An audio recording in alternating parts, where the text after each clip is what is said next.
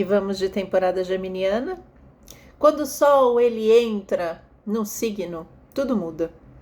O foco da consciência coletiva passa, então, para o novo signo, para os temas associados ao signo, solar. Parabéns aos geminianos, afinal de contas, é a temporada de vocês. O Sol sai do signo de Touro, entra em Gêmeos, que é um signo do ar, regido por Mercúrio, o senhor da comunicação, o comunicador dos deuses, aquele que levava mensagem entre os deuses e o homem, os homens e os deuses. O Deus mais próximo do ser humano. O Deus que estava ali com a gente, direto. Tá? É sobre isso que eu vou falar, sobre a mitologia do signo de Gêmeos, o seu simbolismo, todas as mitologias comparadas em relação a esse signo e o que a gente pode compreender nessa temporada geminiana sobre nós mesmos, mesmo que você não tenha o Sol em Gêmeos. Esse é o momento onde esse foco vai estar voltado para a temática geminiana, como comunicação, contato entre as pessoas, entre outras coisas, tá? Que eu vou falar já já. Sejam muito bem-vindos ao canal, se você é novo por aqui, nova por aqui, seja muito bem-vinda, muito bem-vindo. Eu sou Ellen Reis Mourão, sou psicoterapeuta junguiana, astróloga e oraculista. Trabalho com runas, baralho cigano e tarô. Curta, compartilhe os vídeos, siga o canal para aproveitar todo o material que é produzido toda semana com muito carinho. E toda vez que o Sol entra num novo signo, eu faço esse vídeo falando de uma forma profunda sobre o significado do signo. Além de memes astrológicos, né? É importante que a gente compreenda, quem ama astrologia, quem é apaixonado como eu por astrologia, é importante entender a fundo o que a simbologia mais profunda de cada signo, né? Todos os signos têm camadas, tem luz e sombra, né? Tem estágios de consciência, e a nossa consciência agora toda, mesmo que não sejamos geminianos, a nossa consciência se volta para a temática desse signo. Pois bem, vamos falar então um pouquinho sobre a mitologia, né? As mitologias. Gêmeos.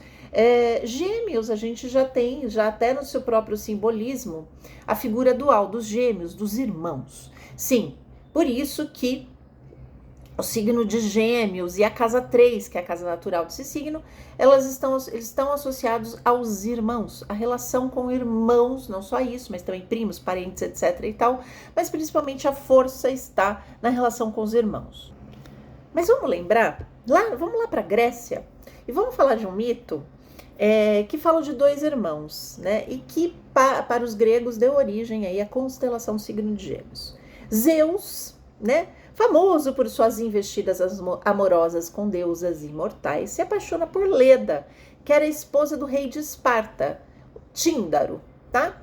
E ele se disfarça de cisne, então, para seduzir Leda, né? Quando ele seduz Leda e tem relação sexual com ela, ela dá luz a 2 pares de gêmeos, 2 homens e 2 mulheres, ok? Vamos falar deles, então. Castor e Pólux, os meninos. As meninas eram Helena, a famosa Helena de Troia, e Clitemnestra. Já falarei sobre as duas. Castor e Clitemnestra eram filhas de Tíndaro, eram mortais, tá?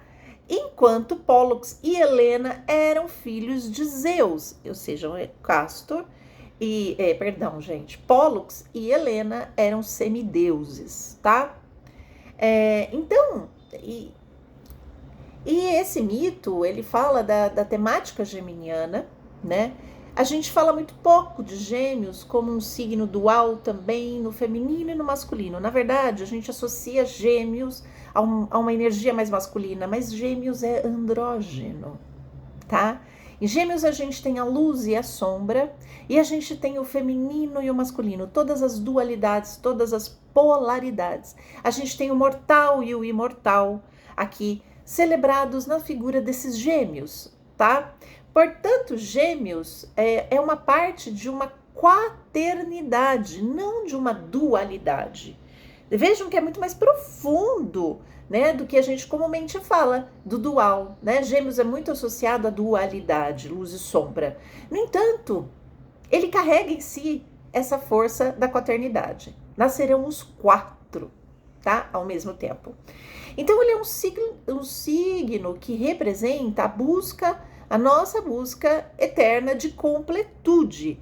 Essa completude, ela envolve as nossas sombras, os nossos aspectos sombrios, e a gente sabe que a relação com irmãos é o maior campo de batalha de projeção das nossas sombras, principalmente os irmãos do mesmo sexo que nós.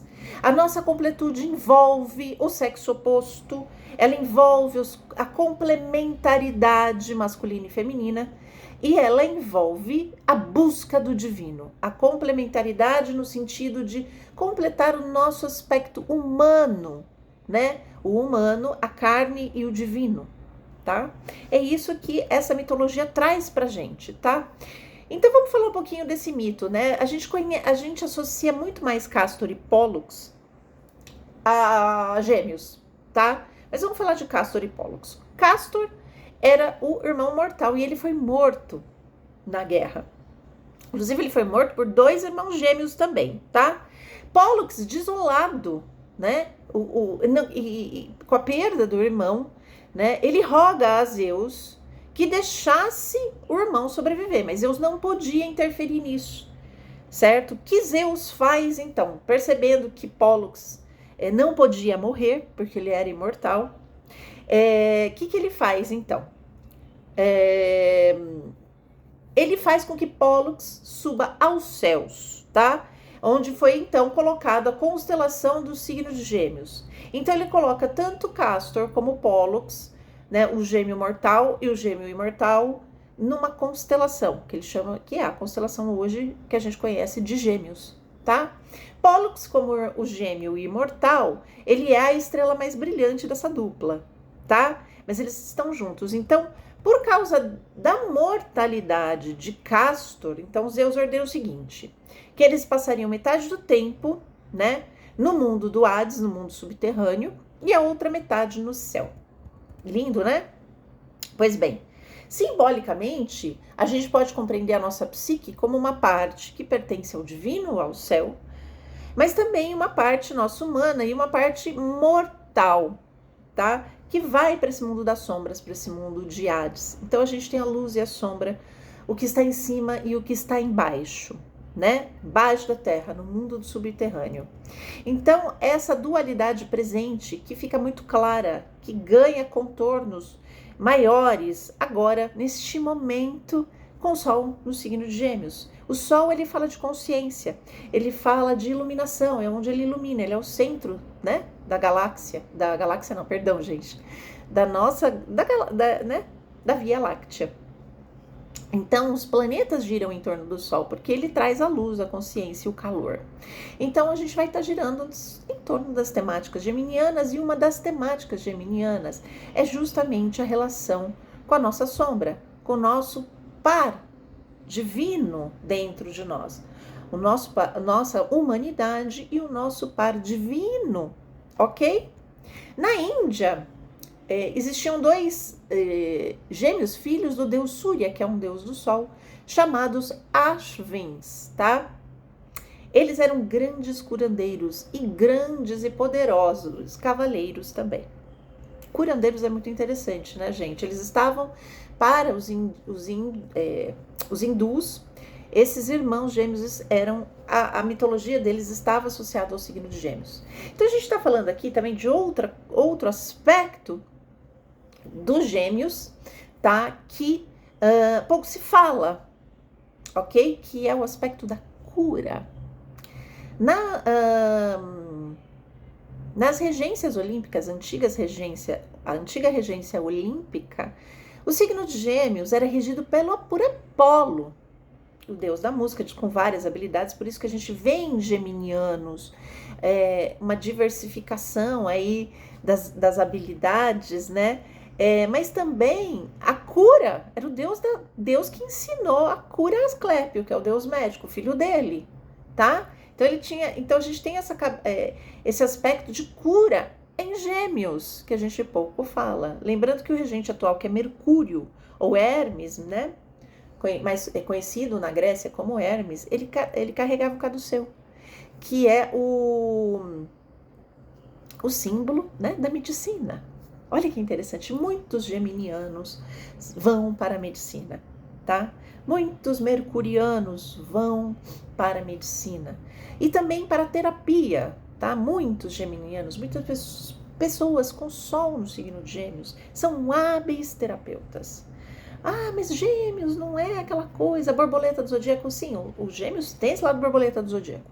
Mas quando eles têm uma consciência mais desenvolvida, eles são muito capazes de conseguir transitar, né, nesses aspectos e ver e enxergar essa dualidade no ser humano.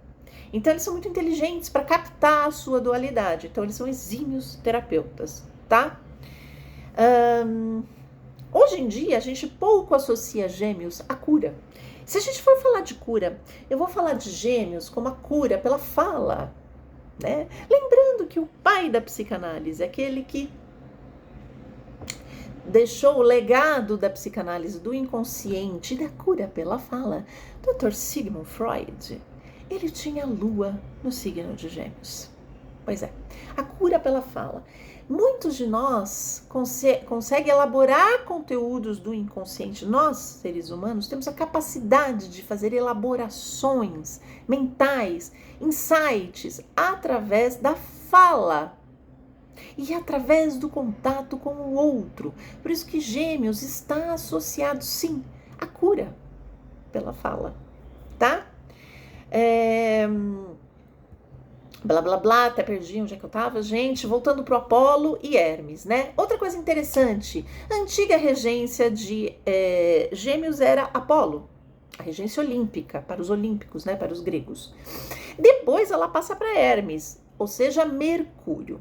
Lembrando que na mitologia, Hermes e Apolo, eles eram irmãos, tá? Eles tinham uma relação, inclusive eles têm alguns atritos, depois eles se resolvem, né? Hermes, Mercúrio rouba Apolo, mas depois eles se entendem, e aí Hermes faz a lira de Apolo, tá? E eles entram aí num acordo. Apolo, então, era um deus associado sim à cura. Afinal de contas, gente, a consciência traz cura. Você consciente das suas sombras, consciente de aspectos que são necessários trabalhar em você, você já tem meio caminho andado, né? Assim como o símbolo moderno da cura, que é o caduceu, associado a Hermes, tá? Apolo também possui, né, um deus que tem habilidades científicas. Ele é um deus extremamente racional, né? E a gente encontra essa habilidade racional e científica, essa curiosidade nata do signo de Gêmeos, né, em geminianos. Pessoas com aspectos fortes em Gêmeos, tá? Apolo era um deus do Sol. Então, isso é muito legal de falar, porque Apolo era um deus do Sol. E na Índia, né, os gêmeos divinos, como eu já falei, eram filhos do deus Surya, e o pai deles era um deus do Sol, ou seja, filhos do Sol. O que isso significa, gente, em termos simbólicos, arquetípicos, para a gente compreender?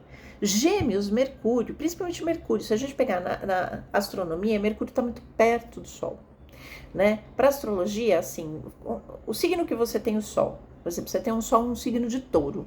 Mercúrio nunca vai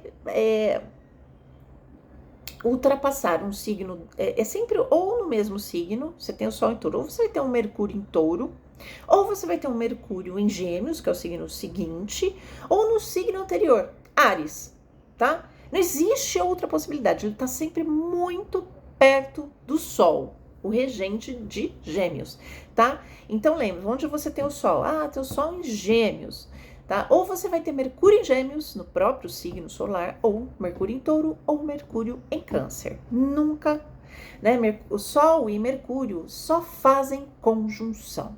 É o único aspecto possível entre Sol e Mercúrio. Não é possível um trígono, não é possível uma quadratura, muito menos uma oposição. Ok? Isso significa, contando para vocês essa historinha aqui de Gêmeos, né, o Sol e blá blá blá, junto com esse dado astronômico, para que vocês entendam,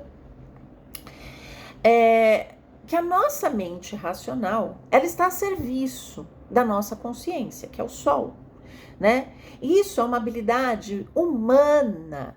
Hermes, Mercúrio, ele não curtia.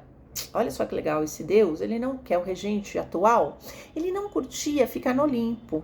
Apesar dele ter acesso direto ao Olimpo, acesso direto ao Hades, ao mundo dos mortos, ele gostava de ficar entre os humanos. Era o Deus que carregava a humanidade em si, tá? Era o Deus mais próximo dos humanos, era o Deus do comércio, o Deus dos vendedores, o Deus das trocas, o Deus da comunicação humana. A capacidade reflexiva, nossa capacidade reflexiva, né? Quando a gente observa um fato, a gente tem consciência de um fato, ou a gente coloca o foco em algo, é humano, é característica apenas do humano a capacidade reflexiva. É a capacidade de se comunicar, de falar das suas emoções, de falar do que está sentindo. Ok? Então é importantíssimo que a gente entenda esse arquétipo, tá? E esse é o momento que fica muito claro essa busca nossa para essa compreensão mais reflexiva da nossa consciência, ok? Para a nossa consciência, a serviço dela.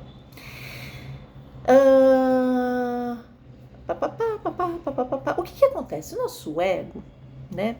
Ele sempre luta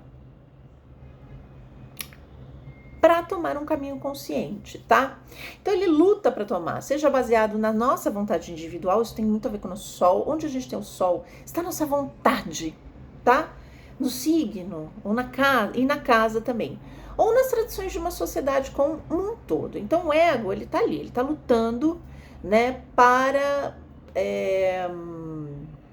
realizar suas vontades, para ser aceito, para fazer parte de uma tradição, tá? De uma sociedade, da família, enfim, tá? A sombra, a sombra e o ego sempre caminham juntas, tá? Para a psicologia analítica, o nosso ego é a nossa vontade, o nosso desejo, é o eu, é o centro do eu. Quando eu digo eu estou usando o ego, tá? No entanto, quando a gente se desenvolve em termos conscientes, né? A gente cria, né? Automaticamente, é uma coisa que é arquetípica, né? A gente precisa abrir mão de outros aspectos da nossa personalidade. E esses outros aspectos da nossa personalidade vão para a sombra, tá?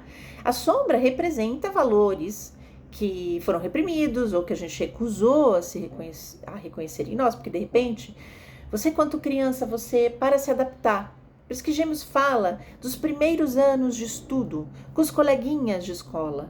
Esse é o momento da socialização. Quando a criança vai para a escola a primeira vez, isso é Gêmeos, casa 3, Mercúrio, tá? É o início da socialização do ser humano.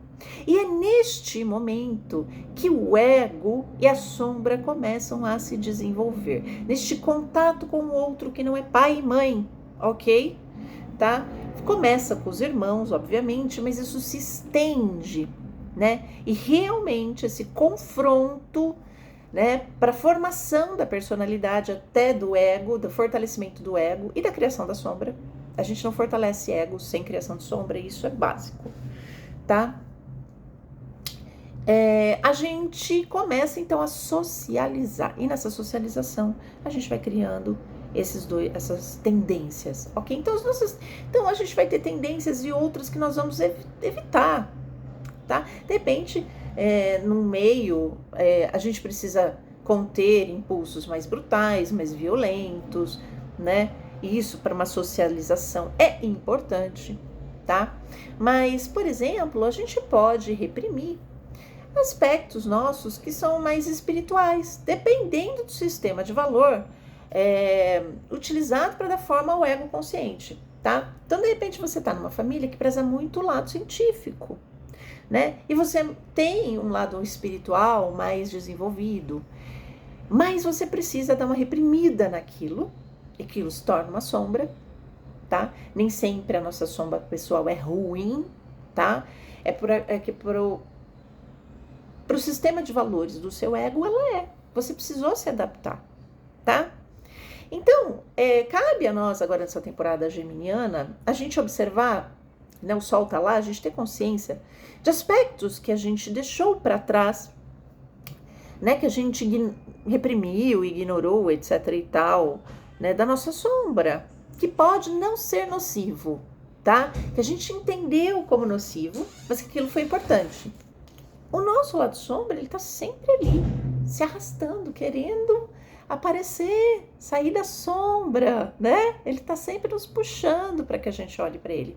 Obviamente, tem aspectos que são necessários um pouco de repressão mesmo, tá? Com uma agressividade intensa.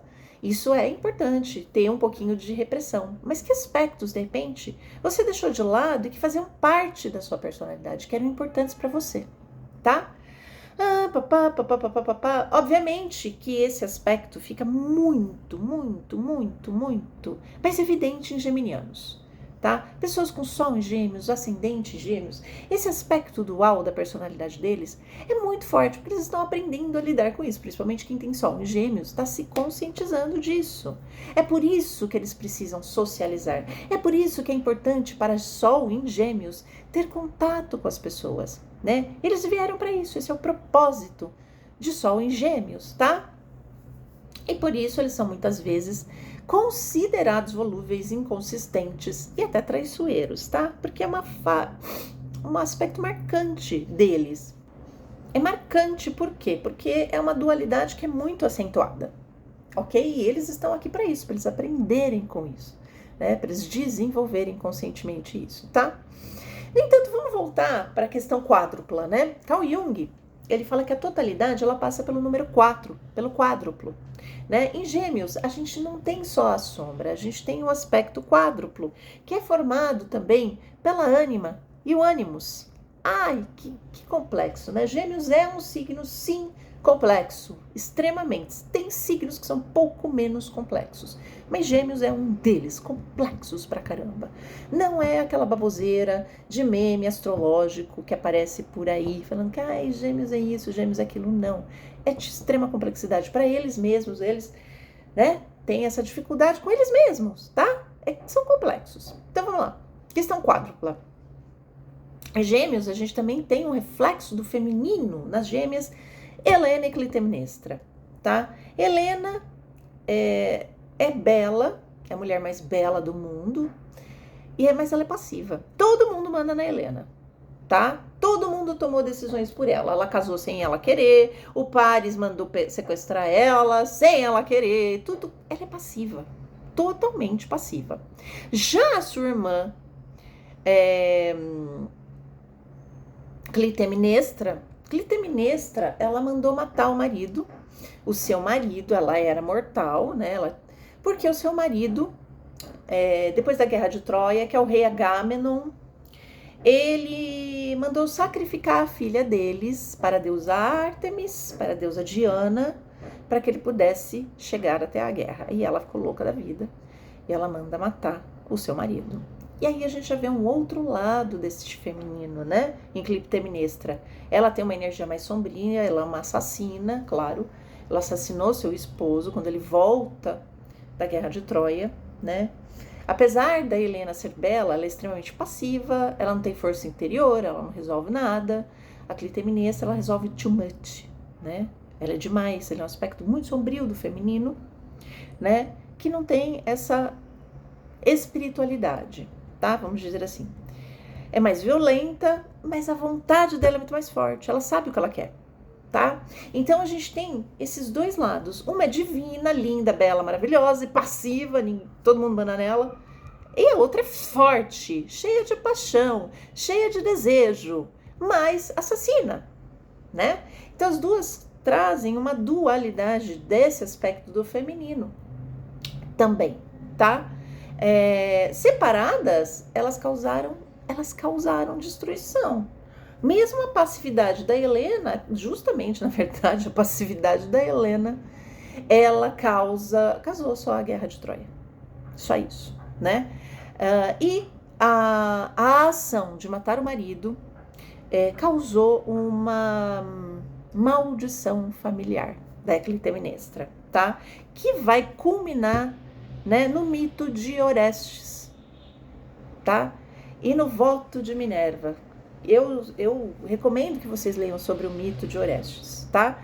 Porque Orestes mata Clitemnestra, ele se vinga do pai, tá? Então tem todo um dramalhão mexicano na história de Clitemnestra, tá? E da Helena. Então, separadas, elas formam pares de opostos radicais. A gente pode ver esse oposto radical nos geminianos? Pode. A ideia é a complementaridade. Então, uma com a outra seria a ação, a paixão, o desejo da Clitemnestra com a espiritualidade, a doçura da Helena, né? Então, quando a vontade se une à espiritualidade, é que uma ação mais dirigida, uma ação mais consciente, né? Elas formam, as duas juntas formariam esse todo, né? De uma completude, de uma personalidade. É muito legal porque as duas são completamente opostas, né? Fora que Helena é imortal e Clitemnestra morre, né? Ela é mortal, tá? Então, por que eu tô trazendo isso, né? Também o mito das duas, não só Castor e Pólux. Porque a gente tende a associar gêmeos com os homens, com o masculino. E a gente ignora o lado feminino da mitologia de Gêmeos, tá? Que são as duas irmãs, tá? E elas nascem ao mesmo tempo. Elas são presentes na simbologia geminiana, tá? Então, tanto o masculino quanto o feminino faz parte de uma integração, né, nossa, de ser humano, tá? Então é legal a gente também olhar para esse lado dessa completude do feminino e masculino em nós, que o Jung chama de ânima e ânimos, tá? Que é a busca da nossa completude, né? Da nossa sombra, do nosso aspecto divino e também da nossa complementaridade feminino e masculino, que existe dentro de nós, por favor, não é fora, tá, gente, que eu tô falando dentro, tá? Então, essa simbologia é muito mais profunda, né? E a gente vê uma androginia em pessoas geminianas com gêmeos forte. Essa característica dessa dualidade também feminina e masculina. Essa dualidade, por exemplo, de uma vontade de repente muito... Ou eles são extremamente passivos, de repente num momento, ou no outro, eles vão nesse pêndulo, nessa dualidade, até que eles aprendam conscientemente a desenvolver as duas dualidades, tá? Outra coisa que é importante, e eu vou associar a Gêmeos, não tem como a gente não fazer isso, é o Peter Pan, né? É o puer a eternos, o eterno jovem, o eterno adolescente. Afinal de contas, o seu regente, o Hermes, Mercúrio, é um eterno adolescente, tá? Ele usa uma sandalinha que tinha asas no pé, ele nunca colocava o pé no chão, tá, gente? Isso é muito característico, por isso que a gente fala que geminianos são borboletas, né? Porque eles estão sempre voando, né? E eles nunca crescem, tá? Isso é uma coisa difícil. Então a gente, o geminiano, ele veio para confrontar o lado poeira eternos deles, tanto os homens quanto as mulheres, que são as puelas. Eles preferem, o poeira eternos, ele prefere morrer a envelhecer. Uma geminiana, que foi uma puela, Marilyn Monroe, morre cedo, se torna imortal. Veja se o mito não está presente aqui na vida dela, morre imortal, porque é muito mais difícil perder a beleza, né? Ela se identificou com o lado imortal da deusa, isso destruiu ela, né? Ela esqueceu o seu outro lado humano, né? E ela morre porque para ela ser uma deusa, ela não pode envelhecer, tá? Mas em termos simbólicos para todos nós, o que isso significa? Que a nossa mente tem uma natureza vagabunda, incansável. A mente está sempre em busca, a mente não pode envelhecer.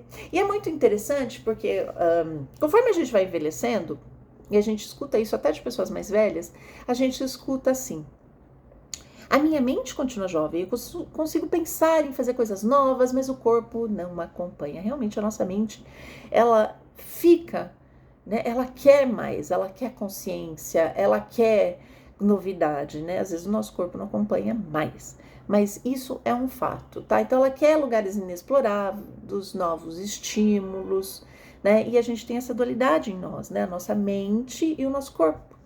Que isso também faz parte do drama humano, né? Envelhecer é a morte para geminianos, tá? Porque simbolicamente envelhecer é a morte da mente, né? E a nossa mente realmente, ela não envelhece, ela não morre, né? Ela está sempre em busca de algo, sempre querendo pensar em algo novo, ok? Quando a gente para de pensar, a gente morre de fato, ok? Pois bem, Gêmeos é o primeiro signo do elemento ar, né? Regido por Mercúrio, como eu já disse, é um signo mutável. E ele inaugura os relacionamentos humanos, os primeiros relacionamentos humanos. São com os nossos irmãos, nossos primos, que saem da esfera papai e mamãe, e a gente começa a se confrontar. É através do contato com o outro, né? Na infância, na adolescência e depois na vida adulta, que nós vamos ter o contato e as crises, as primeiras crises de identidade, os primeiros contatos com as nossas sombras e tudo mais. São os relacionamentos sociais e mentais, tá? Então, é uma temporada mais voltada para esse tipo de relacionamento, para trocas, para o contato. Fique atento nas pessoas que chegam até você. Você vai ter você pode ter muita conscientização a respeito de aspectos seus sombrios, ok? Deixa eu ver que mais, gente do céu, tá? Já tá acabando aqui já tá ultrapassando, tá mais de 30 minutos. Então vamos lá, gente. Os exemplos mitológicos, então, que eu usei, ele fala sempre de interação de duas forças, ou quatro, no caso, né? Seja o duelo da luta, nossa luta com os nossos aspectos sombrios, aqueles que a gente não tá afim de olhar, o nosso aspecto mortal, o nosso aspecto imortal, que estão sempre ali fazendo um cabo de guerra, a luz e a sombra, o mortal e imortal, o masculino e o feminino, tá? Então são sempre esses aspectos, o desejo da gente estar nas estrelas, o desejo da gente ser imortal, mas também a imortalidade que nos segura, né? Então, Gêmeos é essa ânsia por algo que não é acessível, né? Mas que existe. E como a questão que fica aqui, eu não vou dar respostas, porque isso é uma busca sempre, uma busca geminiana, como equilibrar todos esses pratos, desse mão de balança, né? Como equilibrar nossa vida espiritual, material, nossa luz e nossa sombra, nosso complemento, que pode ter projetado sim no externo, a gente projeta inclusive no externo, o complemento feminino e masculino, tá? Então, cabe aqui a questão, a dúvida, como que eu equilibro isso? Parabéns aos geminianos, novamente, é a época da revolução solar de vocês, mas eu fico por aqui e até o próximo vídeo.